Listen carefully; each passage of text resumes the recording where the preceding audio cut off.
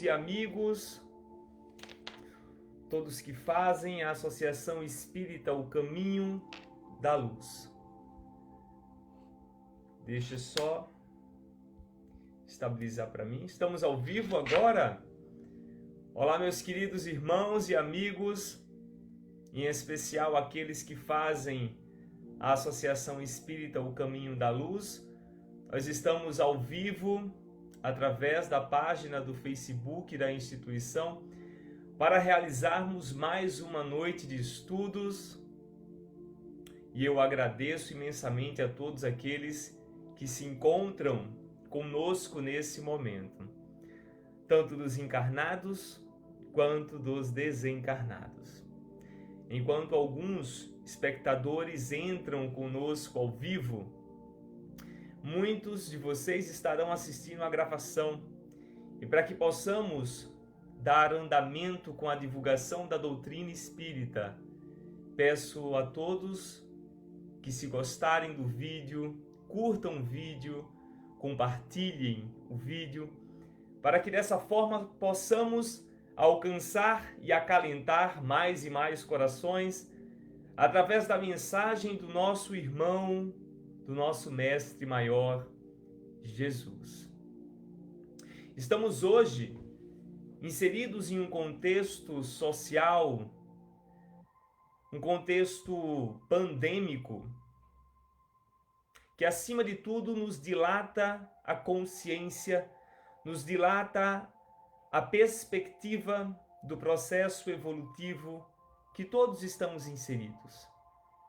Nesse momento em que a noite escura muitas vezes nos toca, estamos sendo mais sensibilizados a pensar mais sobre os valores reais da existência.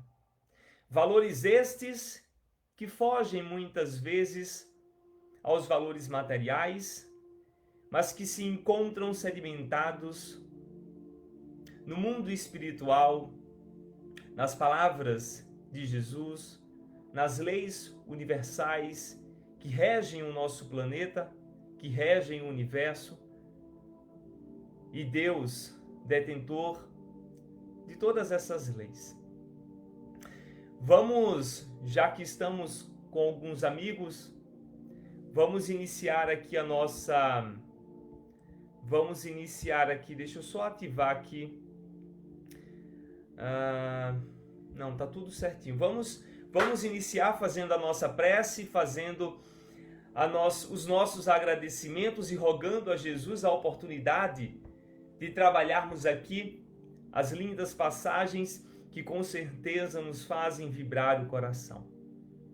Cada um na sua casa elevem os seus pensamentos, elevem o seu coração, para que possamos nos conectar virtualmente, através de uma energia pura, a mais pura que os nossos corações possam emanar.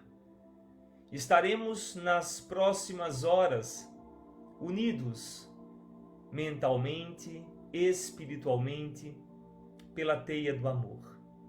E que Deus, nosso Pai maior, possa nos inspirar, auxiliando-nos no entendimento, auxiliando-nos no trabalho evangelizador, mas sobretudo nos condicionando ao exercício prático das lições que iremos aprender. Porque de nada adianta palavras bonitas, pensamentos coerentes, se eles ficam simplesmente no campo do pensamento.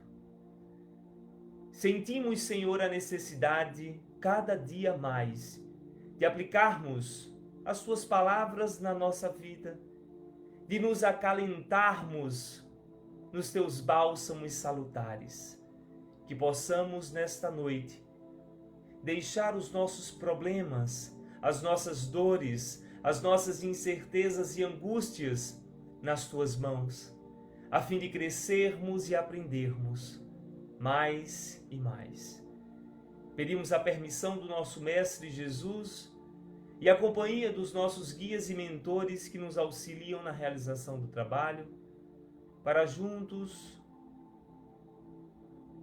vivenciarmos o reino de Deus em nosso coração. Vamos iniciar, meus amigos, e para isso, hoje o tema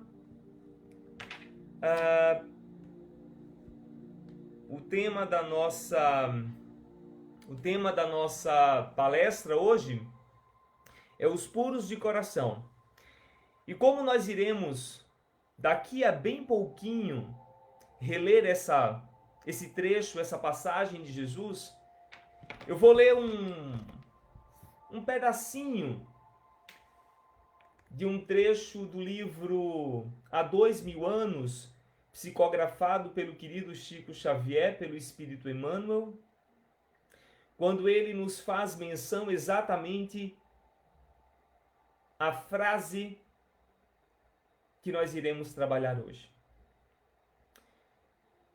Esse livro conta a história de Públio Lentulus, conta a história de Lívia, conta a história de Flávia e de tantos outros espíritos que estiveram há 2000 anos, agora 2020 anos atrás, ao tempo de Jesus, vivendo as suas encarnações em Roma. A Flávia, filha de Públio Lentulus e de Lívia, carregava uma enfermidade muito severa, na qual os pais buscavam de tudo para aliviar. Esse casal, eles migram até Jerusalém, para lá, através dos novos ares, vislumbrar a cura da filha. Então lá, Lívia é apresentada a uma senhora, que vai ser agora sua auxiliar, Ana. E Ana já falava de Jesus. Ana já conhecia as preleções do Mestre Jesus. Então Ana fala para Lívia, do Mestre Nazareno. E Lívia então tem muita vontade de levar a sua filha para Jesus curar. Então, em um determinado trecho, Ana fala para Lívia dizendo: ao sair da barca de Simão, nós o esperávamos em massa, para lhe beber os ensinos consoladores. Precipitamo-nos para ele, ansiosos todos de receber ao mesmo tempo os sagrados eflúvios de sua presença confortadora. Mas nesse dia, muitas mães compareceram à prédica, conduzindo os filhinhos que se confundiam em algazarra ensurdecedora como um bando de passarinhos inconscientes. Simão e mais alguns discípulos começaram a repreender severamente os meninos, a fim de que não perdêssemos o encanto suave e doce das palavras do Mestre. Mas quando menos esperávamos, ele, Jesus, na pedra costumeira, e exclamou com indizível ternura: deixai vir a mim os pequeninos, porque o reino dos céus lhes pertence. Houve então um prodigioso silêncio entre os ouvintes de Cafarnaum e os peregrinos que haviam chegado de Corazim e Magdala, enquanto aqueles petizes tréfegos acorreram ao seu regaço amoroso, beijando-lhe a túnica com indefinível alegria. Guardemos essa passagem. Iremos muito em breve voltar a discutir o que quis Jesus dizer com deixai vir a mim os pequeninos, as criancinhas. Mas abaixo, Ana complementa dizendo: e o profeta não desdenha de ninguém. A todos convida para o reino de Deus e sua justiça. Contrariamente a todos os enviados do céu que conhecemos, ele, Jesus, se esquiva dos favorecidos, da sorte, para manter relações com as criaturas mais infelizes, considerando a todos como irmãos, muito amados do seu coração. Jesus não veio para os ricos em linguagem metafórica. Jesus não veio para os sãos. Jesus veio para acalentar as dores que vivem nos corações mais aflitos. Jesus, que era o conhecimento, que era a boa nova, veio esclarecer para todos aqueles corações férteis sobre um mundo que a maioria não conhecia. O mundo do amor, o reino de Deus, o transformar a si no próprio reino divino. Então guardemos essa passagem, guardemos essa colocação, essa perspectiva de que o reino de Deus era para os pequeninos, eram para os sofredores, eram para os inocentes. E muito em breve vamos entender a perspectiva que o Evangelho segundo o Espiritismo nos traz. No capítulo 8, denominado Bem-aventurados os que têm puro o coração. Nesse momento, eu preciso rememorar que Jesus utilizou-se de várias histórias, vários artifícios para nos trazer basicamente a mesma ideia. Nós vamos encontrar em Mateus capítulo 19, vamos encontrar em Marcos capítulo 10, versículos de 13 a 16, trazendo o deixai vir a mim as criancinhas, porque o reino dos céus são para eles. A gente vai encontrar os puros de coração, vamos encontrar os pobres em espírito, vamos encontrar a passagem na qual Jesus fala que é mais fácil um camelo passar por uma agulha do que um rico entrar no reino dos céus. Vamos perceber que para Jesus não importava muito quem era, não importavam as condições sociais, não importavam a quantidade de moedas que estavam presentes no bolso. Mas o coração límpido, a vontade sincera, a humildade, o ser destituído do orgulho. Então, nesse capítulo ele inicia dizendo: bem-aventurados os que têm puro coração, porque verão a Deus. Olha que coisa tão perfeita. Bem-aventurados os puros de coração, porque verão a Deus. Quantos de nós aqui não gostaríamos de ver a Deus? Quantos de nós aqui não gostaríamos de estar diante de Deus? Em especial nos momentos mais dolorosos de nossa vida, nos momentos em que perdemos os nossos entes queridos, no momento em que a noite escura de nossa alma se faz e parece que não há novos horizontes a seguir. Nesse momento gostaríamos muito de ver a Deus, porque talvez Deus transformasse todas as nossas dores, como um passe de mágica, em benesses. Mas a verdade é que essa perspectiva infantil, ela não existe. Deus não pode simplesmente transformar-nos, porque Deus é tão maravilhoso que nos dá a autonomia de nos tornar deuses, de nos tornar anjos.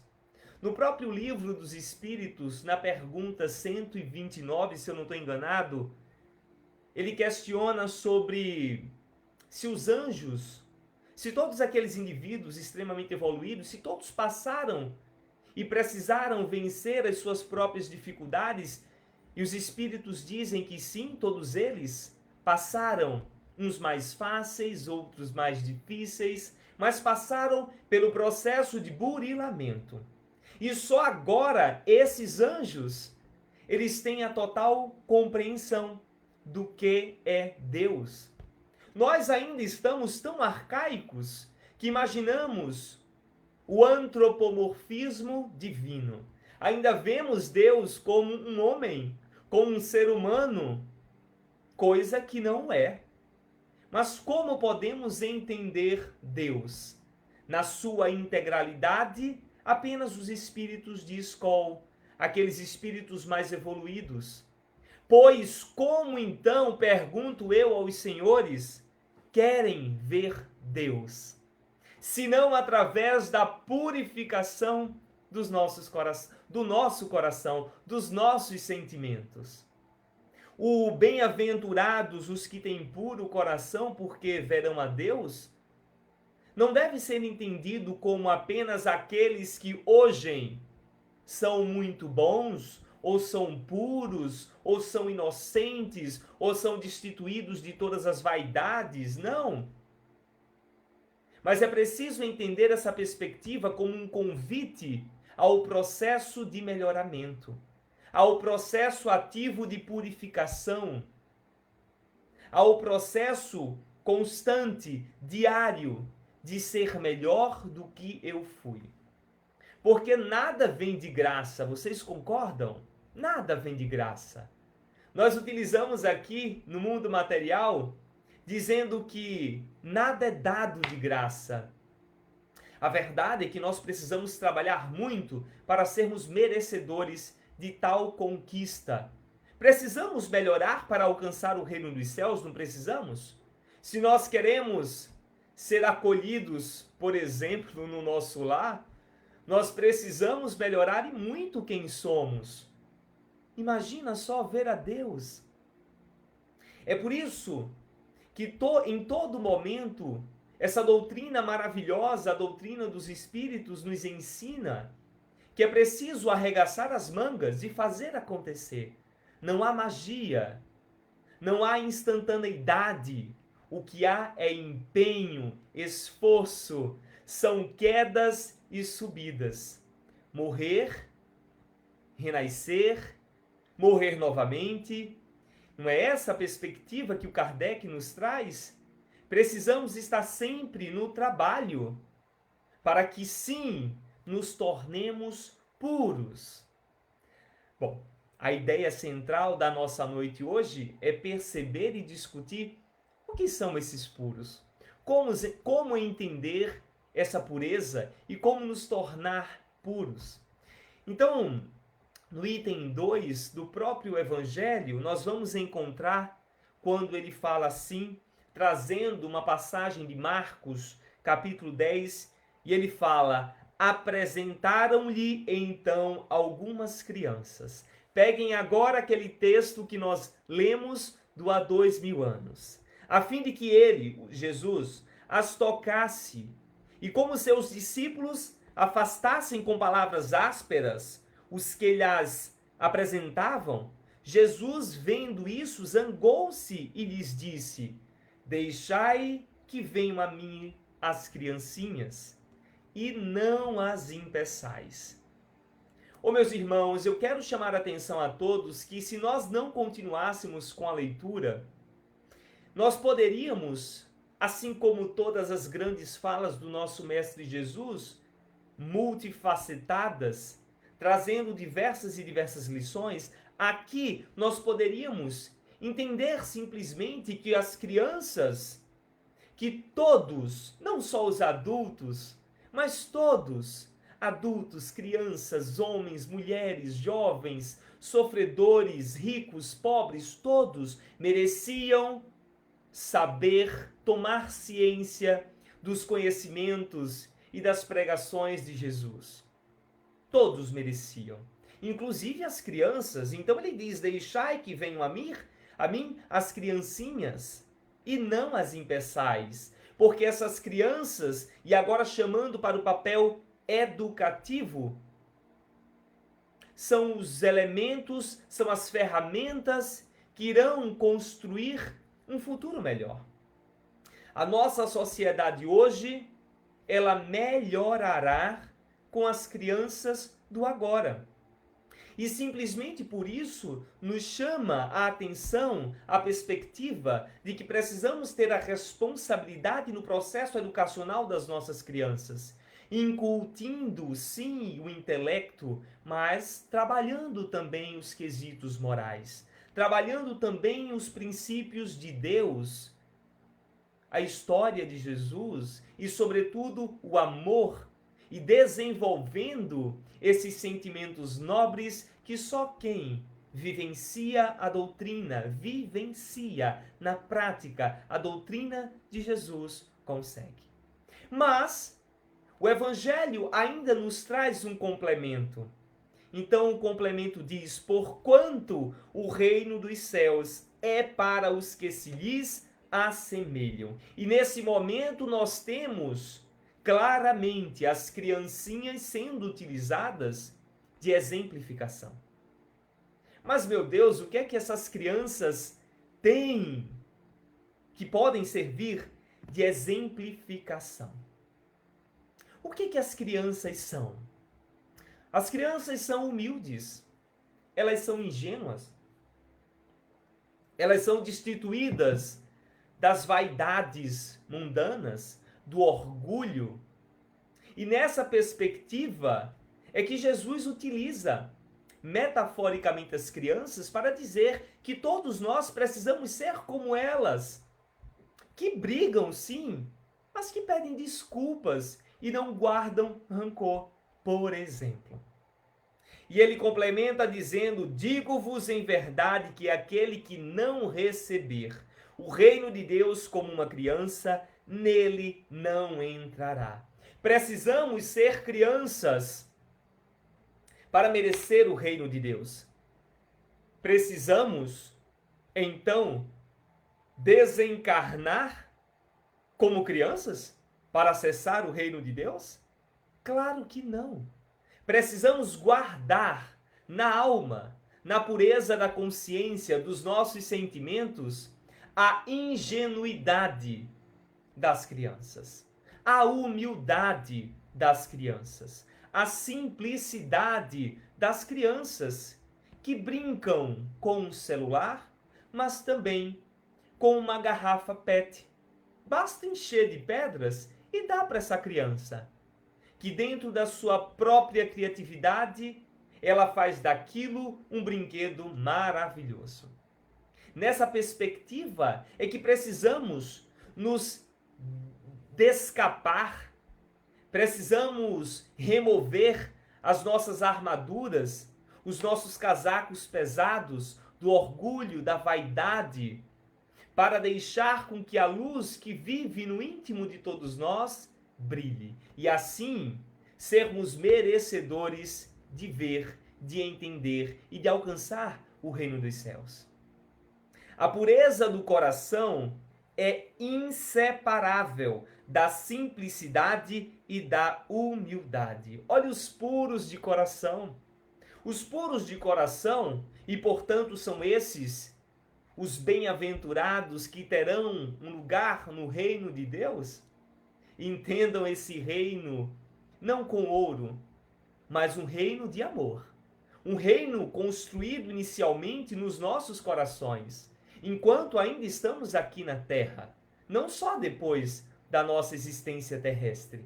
Mas olha aí, a pureza do coração entendida como sendo a pureza dos nossos sentimentos. Quais têm sido os sentimentos que vibram no coração de cada um aqui? Quais têm sido esses sentimentos? Como você tem respondido diariamente, cotidianamente, no seio de sua casa, na sociedade ao qual está inserido, no âmbito profissional ao qual faz parte, como você tem agido? Quais são os principais sentimentos que têm subido à cabeça, que você tem percebido nesse momento presente? Onde nós estamos, com quem estamos? Vamos encontrar a pureza dos sentimentos analisando que sentimentos são esses. Mais uma vez, olha a doutrina dos Espíritos nos convidando ao autoconhecimento, ao autoburilamento, ao processo de melhoria íntima. Então ele diz que esta pureza do coração é inseparável da simplicidade e da humildade. É preciso viver com simplicidade. Estamos tão inseridos num momento e numa cultura que nos convida a deixar a simplicidade de lado. Estamos vivendo uma sociedade na qual a frugalidade, que é essa vida mais simples, parece ser pecado. Não podemos apenas querer uma blusa.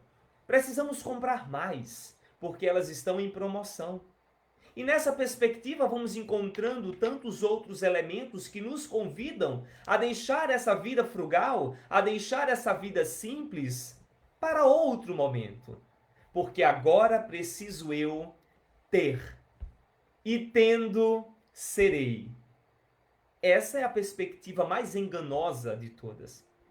Joana de Ângeles, ela fala para a gente no livro Atitudes Renovadas, no capítulo 23, chamado Viver com Simplicidade. Ela fala que o apego às complexidades da vida material encarcera o ser nas masmorras das coisas inúteis. As coisas inúteis são as coisas, muitas vezes, excessivas desse plano. Nós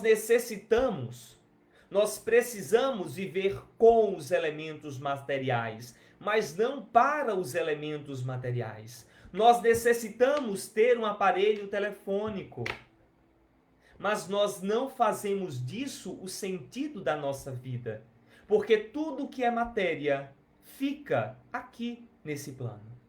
E quando nós desencarnamos, nos encontramos num plano na qual os nossos valores, as nossas benfeitorias, os nossos melhoramentos conosco e, obviamente, para com o próximo, é o que vale.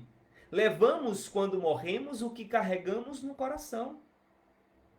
E é por isso que a complexidade da vida material, ela tem nos encarcerado nas masmorras das coisas inúteis.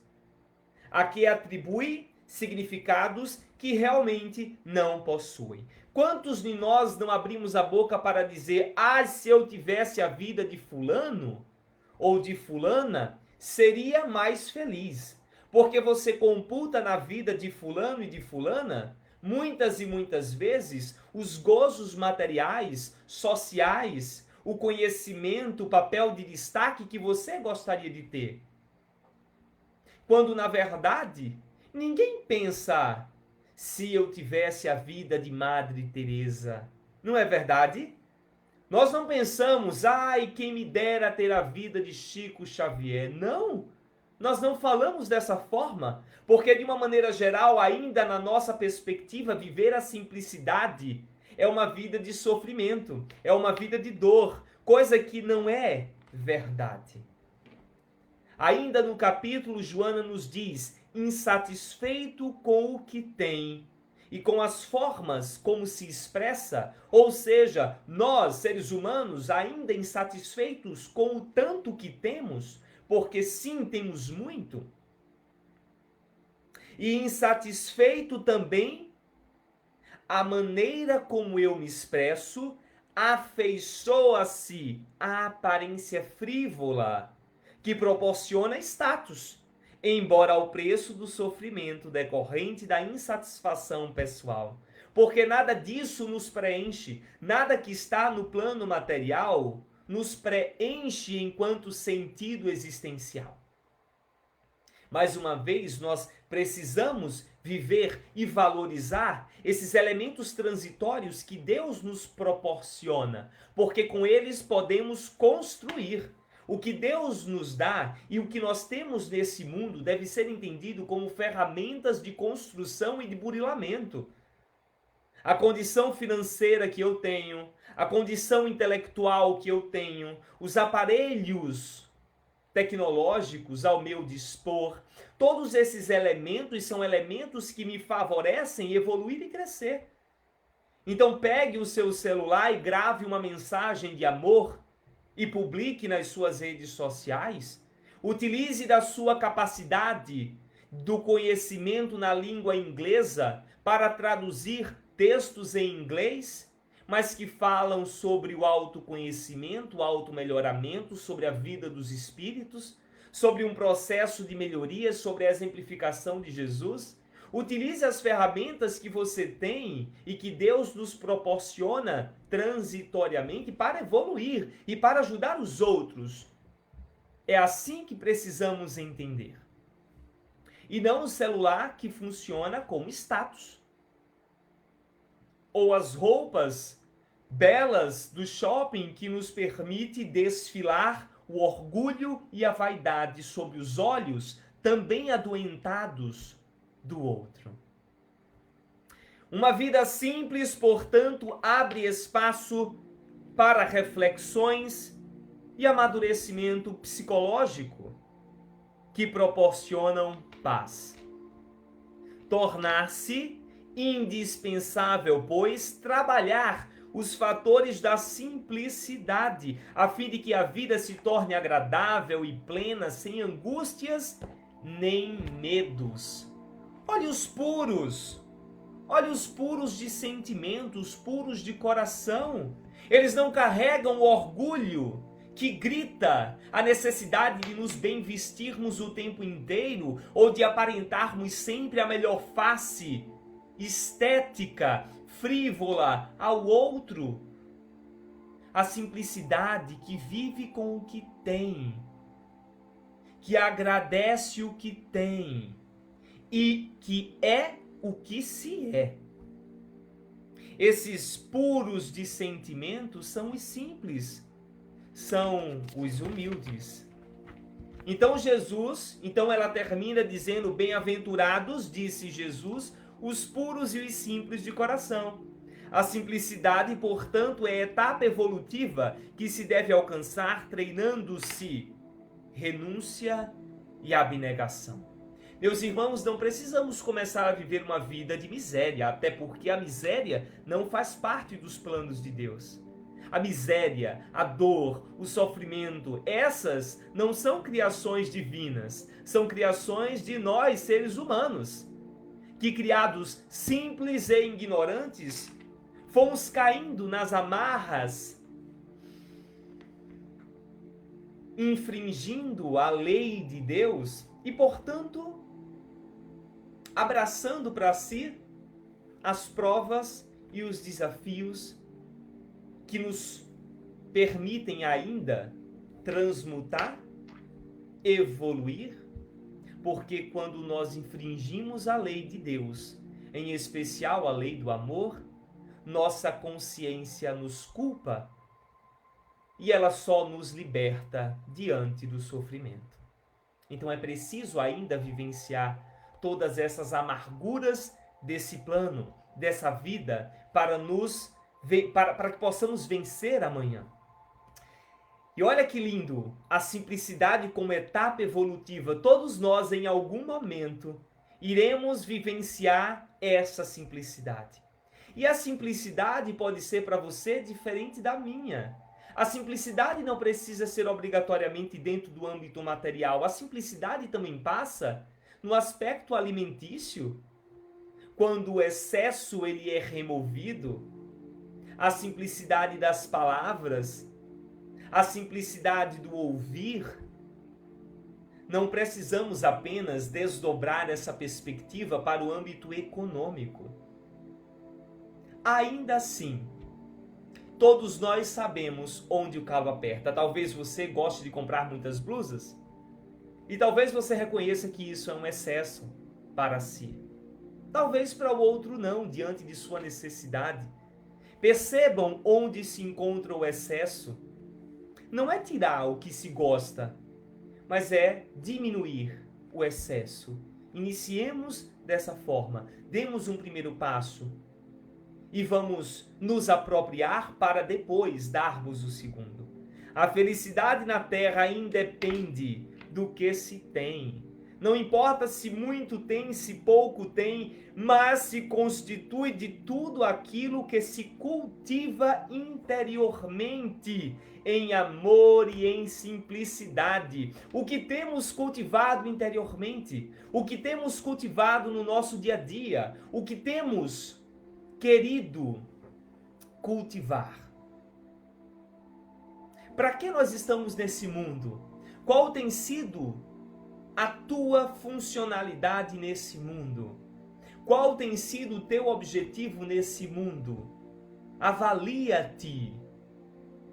Às vezes estamos caminhando em direção a um homem que nós não gostaríamos de nos transformar. Platão falava algo que o próprio Espiritismo nos traz hoje.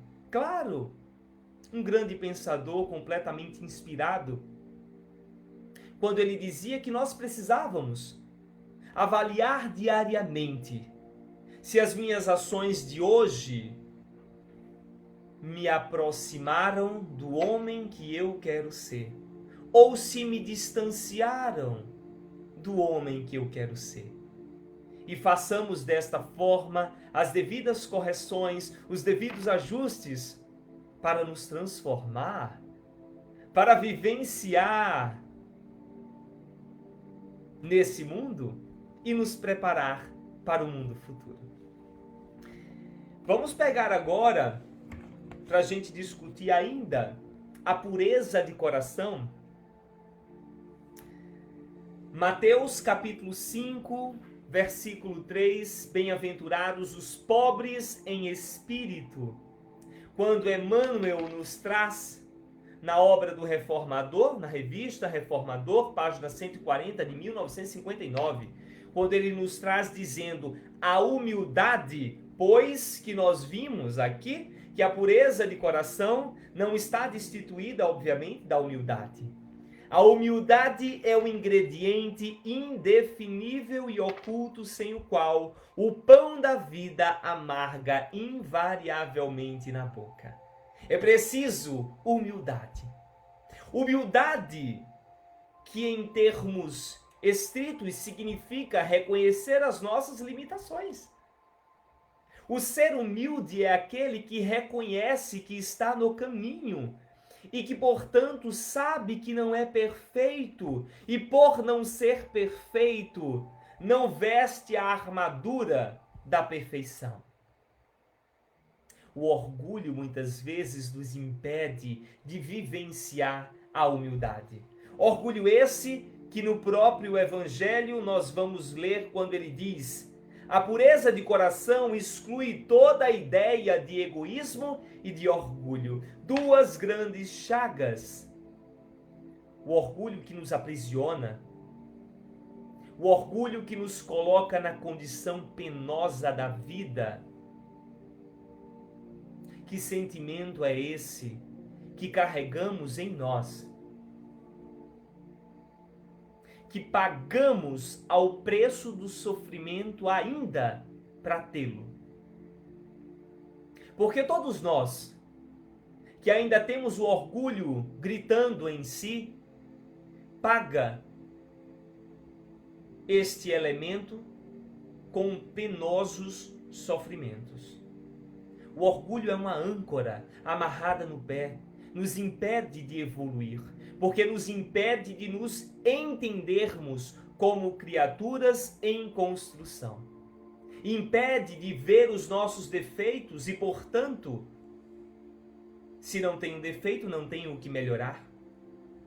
Ainda na perspectiva do Reformador, trazida por Emmanuel, nós observamos quando ele fala: lembra-te de que a bondade celeste colocou a humildade por base de todo o equilíbrio da natureza. E nos dá um exemplo dizendo que o próprio Sol, com toda a pompa de seu magnificente esplendor, embora fulcro de criação, converteria o mundo em pavoroso deserto, não fosse a chuva singela que lhe ambienta no solo a força divina. Olha que coisa linda, olha que perspectiva bela, olha que humildade. O sol se põe para permitir que o orvalho da noite umedeça o solo e garanta a germinação da vida. Olha que coisa linda, tão esplendoroso, mas reconhece que o seu papel não é único e que nem só de pão viverá o homem. Mais para frente, ele nos traz uma perspectiva muito bela, dizendo-nos: os pobres de espírito na plataforma evangélica significa tão somente pobres de fatuidade, pobres da vaidade, pobres de pretensos destaques intelectuais, de supostos cabedais de inteligência. É o indivíduo não orgulhoso. É isso que é o pobre de espírito. É o indivíduo simples, é o indivíduo humilde, é o puro de coração. Olha quantas perspectivas Jesus usou para dizer, basicamente, que nós precisamos amar. E que nós precisamos viver a vida simples, focando no objetivo maior, que é o mundo e a vida espiritual.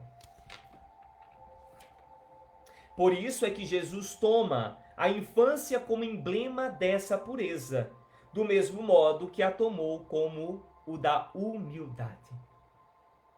Questionado se utilizar a exemplificação da criança era um tom falho, uma vez que a criança materializa o espírito encarnado de alguém que já viveu diversas existências e que carrega consigo, portanto, ainda os erros, vicissitudes, ainda uma virilidade associada a vidas transgressas. O próprio Evangelho, assim como o Livro dos Espíritos, nos esclarece, dizendo que é exata a comparação, porém, do ponto de vista da vida presente, porque a criancinha, não havendo podido ainda manifestar nenhuma tendência perversa, nos apresenta a imagem da inocência e da candura.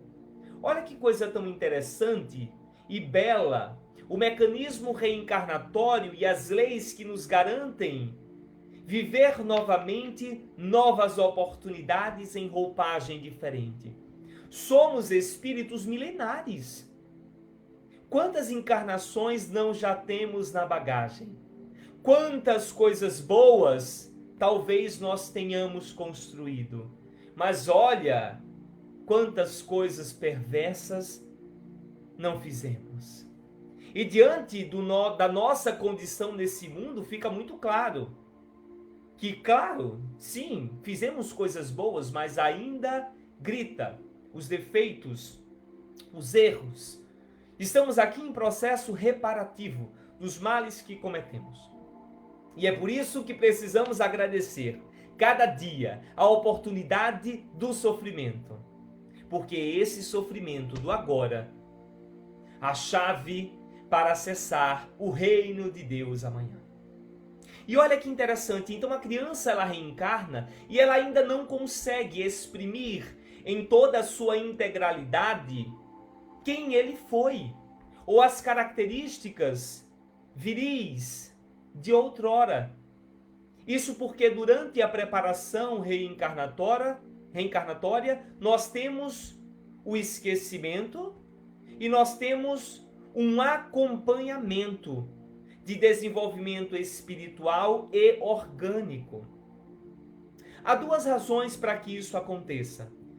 Uma delas, eu costumo chamar que é o fator empático, e ele traz também nesse estudo do Evangelho, dizendo que os nossos pais, aqueles que cuidam de nós, necessitam exatamente dessa perspectiva de ternura, de doçura, de inocência da criança, para que então nos afeiçoemos.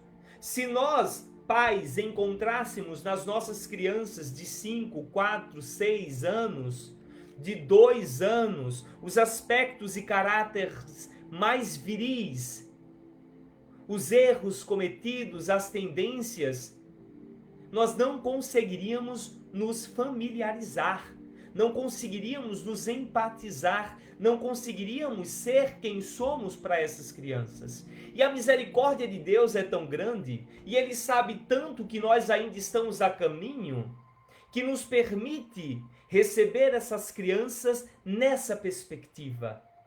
E todos nós, quando criança, vivenciamos essa doçura e muitas vezes é exatamente por isso que conseguimos moldar e sermos moldados.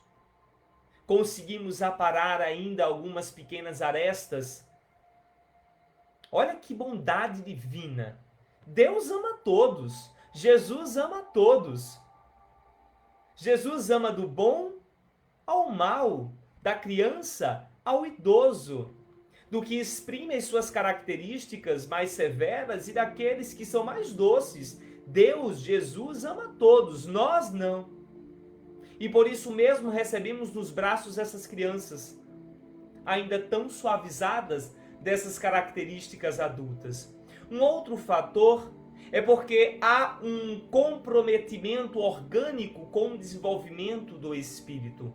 O nosso sistema neurológico, o nosso sistema orgânico, ele não acompanharia uma perspectiva intelectual de um ser adulto trazendo todas as suas mazelas num corpo ainda fragilizado. À medida que o nosso corpo se desenvolve, também vamos desenvolvendo e crescendo espiritualmente. A questão 352 do Livro dos Espíritos nos fala exatamente nessa perspectiva.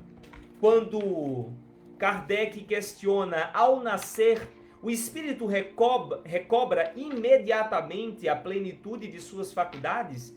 E os espíritos nos esclarecem dizendo, não, elas se desenvolvem gradualmente com os órgãos. Olha que perspectiva tão interessante. Já no Evangelho ele diz, a partir do nascimento, suas ideias tornam-se gradualmente impulso à medida que os órgãos se desenvolvem. Pelo que se pode dizer que no curso dos primeiros anos o espírito é verdadeiramente criança, por se acharem ainda adormecidas as ideias que lhe formam o fundo do caráter. E é por isso que Jesus não estava, obviamente, errado em utilizar das nossas crianças, dos nossos pequeninos, como exemplo da doçura, da benevolência, da humildade, da simplicidade ao qual nós devemos buscar cada dia na nossa vida. O Espírito, pois, enverga temporariamente a túnica da inocência, enquanto criança, e assim Jesus está com a verdade, quando, sem embargo da anterioridade da alma, toma a criança por símbolo de pureza e de simplicidade. E é isso que nós precisamos buscar na nossa vida, meus irmãos, a simplicidade, a pureza nos nossos corações, admitindo os nossos erros, as nossas amargas e mudando. E nos condicionando a novas perspectivas, nos remodelando ao exemplo de Jesus. Porque Jesus foi, e muito possivelmente será, o humano que esteve neste planeta mais puro que todos nós já conhecemos. Ele é o exemplo. Porque diante da pureza não há orgulho, não há vaidade. Pegando agora o pequeno trecho lá de Marcos, capítulo 10, que diz, digo-vos em verdade que aquele que não receber o reino de Deus, como podemos nos tornar puros? Como podemos nos purificar? Meus irmãos, nós que estamos aqui, que cometemos as nossas atrocidades e que estamos reparando, nós só iremos nos tornar puros através do trabalho, através do empenho, através da abnegação, da resignação, da fé constante e sim, através do sofrimento. É o sofrimento de hoje que nos convida a melhorar. É o sofrimento de hoje que nos alivia o peso consciencial. E por isso mesmo precisamos agradecer a Deus as dores que vivemos nesse planeta. Pois estamos vivendo 1/1000 de segundo da nossa existência infinita. Olha que coisa linda! O livro dos Espíritos esclarece: infinito é o desconhecido. Ainda não sabemos o que é o infinito, é o desconhecido para a gente. A nossa existência eterna ainda é desconhecida e por isso infinita. Muito bem.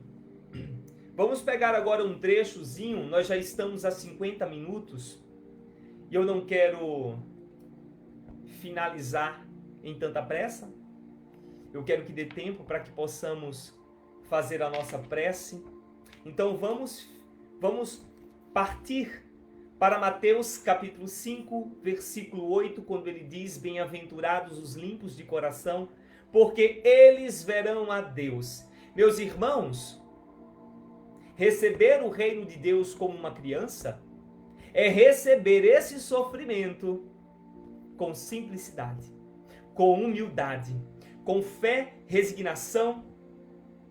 Vocês já olharam uma criança na rua? Uma criança que vive na rua, que passa fome com os seus pais? Essa criança, ela também sorri. Essa criança, ela também brinca. E o que eu estou querendo demonstrar é que mesmo no sofrimento, é que mesmo nessa vida que estamos inseridos de provas e expiações, somos dotados da capacidade de sorrir. Somos dotados da capacidade de contar uma boa conversa, de nos agasalharmos com o vento, com a brisa do mar, com a paisagem da natureza. Deus é tão maravilhoso que nos proporciona a capacidade de reparar os nossos erros, de purificar os nossos corações gradativamente, sem que percamos o sentido de vida, sem que sintamos uma trisca de alegria e de felicidade nesse mundo. Aqui ele vai falar para a gente sobre a pureza no livro Religião dos Espíritos, capítulo Pureza, e ele diz: bem-aventurados os puros, porque verão a Deus. Onde Deus se encontra? Você sabe onde Deus se encontra? Costumamos fazer uma analogia de que Deus vive no céu. Mas o céu é tão longe, não é? Se Deus morasse no céu, precisaríamos de megafone para conversar com ele, e talvez assim ele ainda não nos escutasse. Nós conversamos com Deus através da nossa oração, através dos nossos pensamentos silenciosos. Ainda assim Deus te escuta. Isso prova uma coisa: Deus não está lá, Deus está aqui. Mas para vermos a Deus, é preciso limpar a nossa ótica, porque nós enxergamos o mundo a exemplo da nossa ótica.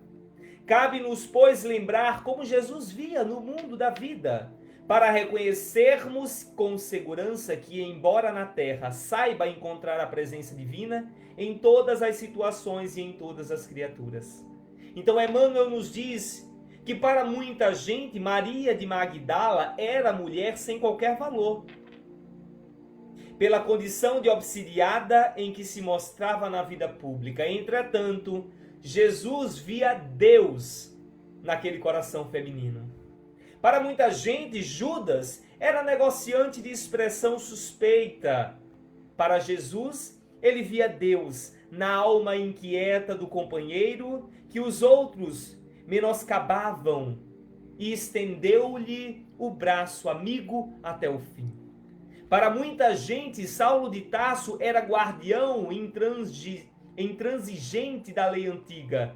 Jesus via Deus naquele espírito atormentado. Por que que Jesus via Deus em todos eles? Em todos esses seres que nós culturalmente colocamos como seres inferiores?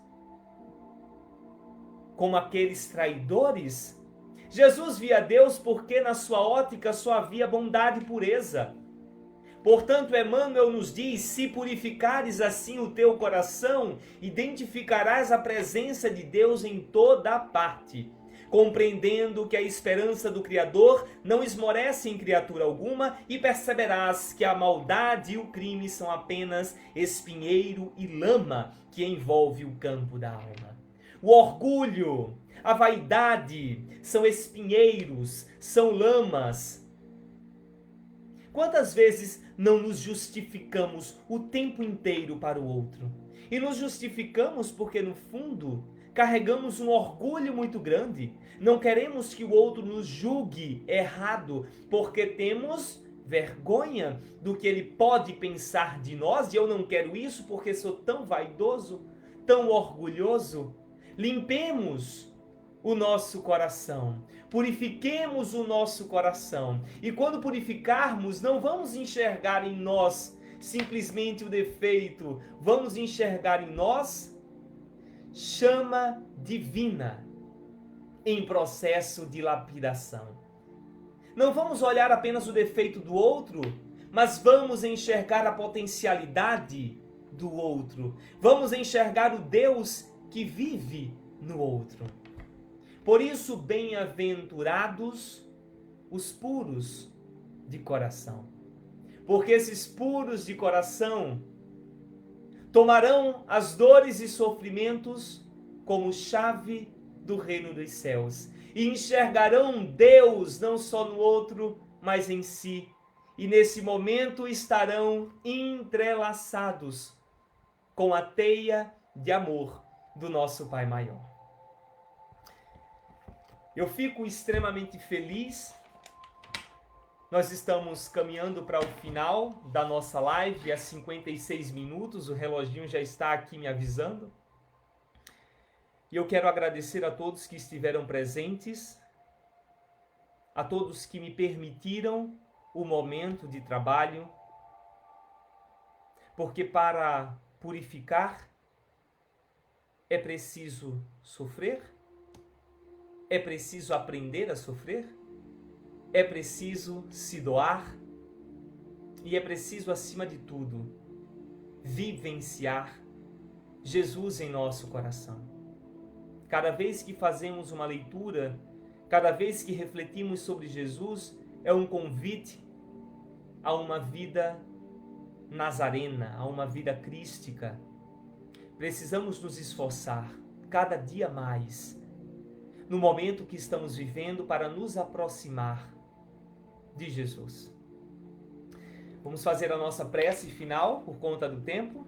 Vamos cerrar os nossos olhos com um coração cheio de alegria e de felicidade, agradecendo a Deus pela oportunidade que tivemos de estarmos juntos, reunidos, vibrando, ouvindo a Jesus, como nos tempos de Jerusalém.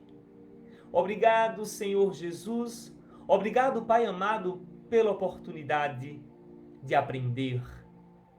Permite-nos a força e a coragem, a humildade e a simplicidade de coração para executarmos em nossa vida as Tuas lições.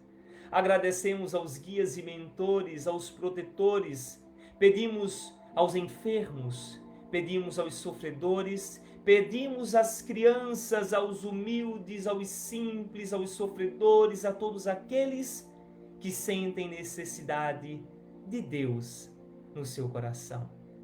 E que a semana que se inicia hoje possa ser uma semana abençoada. E que possamos ter a coragem, a fé, de rezarmos o Pai Nosso e dizermos que seja feita a Tua vontade e não a minha. Obrigado, Senhor, mais uma vez pela oportunidade. Abençoa todos nós e nos encaminha para uma vida de trabalho, de luz e de evolução. Que assim seja. Queridos, obrigado pela participação de todos. Um beijo, até breve.